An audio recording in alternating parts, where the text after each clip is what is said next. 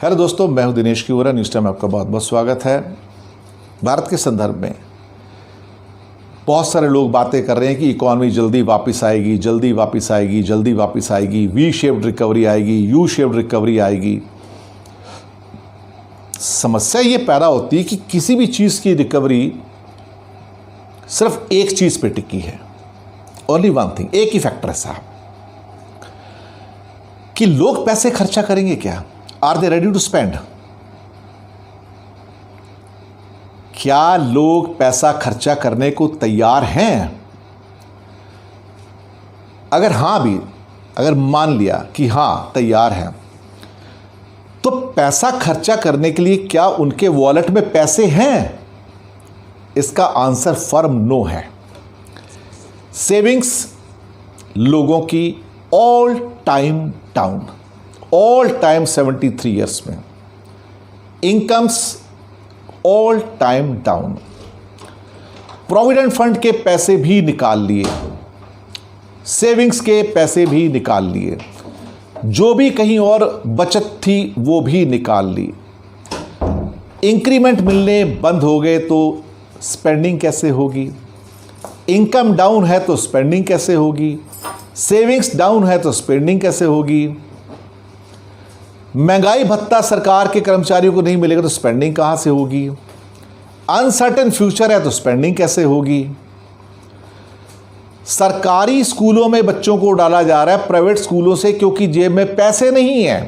तो शिक्षा के लिए पैसे नहीं होंगे तो स्पेंडिंग कहां से होगी? नए नौकरी नहीं आ रही है तो स्पेंडिंग कहां से हो रही है? अभी सीएमआई की रिपोर्ट थी तो पिछले महीने जुलाई में 50 लाख सैलरी लोगों की नौकरी चली गई, तो स्पेंडिंग कहां से होगी? जब जॉब श्रिंक हो रहे हैं तो एक्सपेंडिचर लोग कहां से करेंगे? इंडस्ट्री नीचे चल रही है तो स्पेंडिंग कहां से होगी? फ्यूल कंजप्शन, जो कि डायरेक्टली देखा जाए तो रिलेशन में है कि आपके पास इनकम कितनी है, 20% कंजप्शन डाउन है तो स्पेंडिंग कहां से होगी? Tax collections all time down है तो स्पेंडिंग कहां से होगी? एजुकेशन लोन्स लेने बंद कर दिए मिडिल क्लास ने तो स्पेंडिंग कहां से होगी? अभी कॉमन मैन स्पेंड तब करेगा जब उसकी पॉकेट में पैसा आएगा, सरकार उसकी पॉकेट में पैसे छोड़ेगी। लेकिन सरकार ने मिडिल क्लास को कुछ दिया नहीं, जिसके ऊपर पूरी इकॉनमी चल रही है।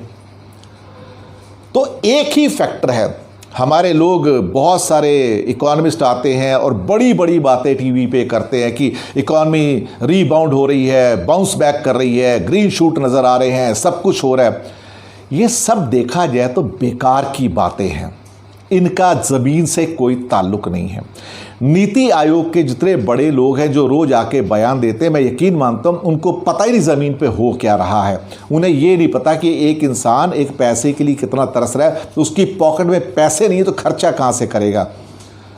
हमारी एक्सपेंडिचर इकॉनमी है, लोग खर्चा नहीं करेंगे साहब, तो कहाँ से अल्टीमेटली देखा जाए कि आपके पास इकॉनमी का रीबाउंड हो जाएगा?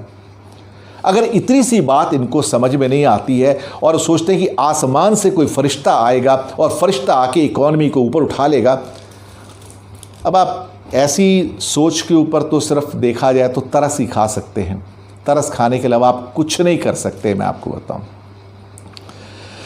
खुदा ही जानता है कौन से एक्सपर्ट्स हैं और कौन से इंडस्ट्री के एक्सपर्ट्स आते हैं और वो भी आके सरकार की भाषा में बात करते हैं।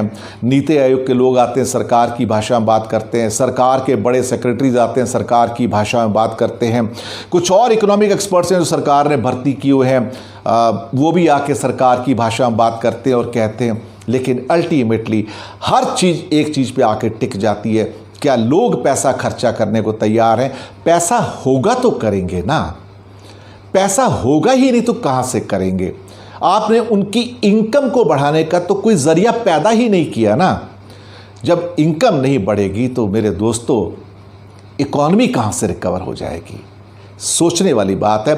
इसके लिए कॉमन सेंस की ज़रूरत है। इसके लिए बहुत बड़े हार्वर्ड के एक्सपर्ट बनने की ज़रूरत नहीं है।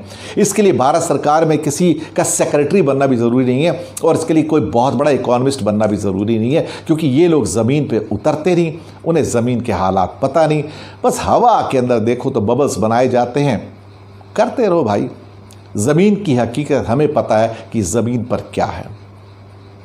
जब तक आम आदमी की जेब में पैसा नहीं आएगा, उसकी इनकम नहीं बढ़ेगी, एक्सपेंडिचर नहीं बढ़ेगा।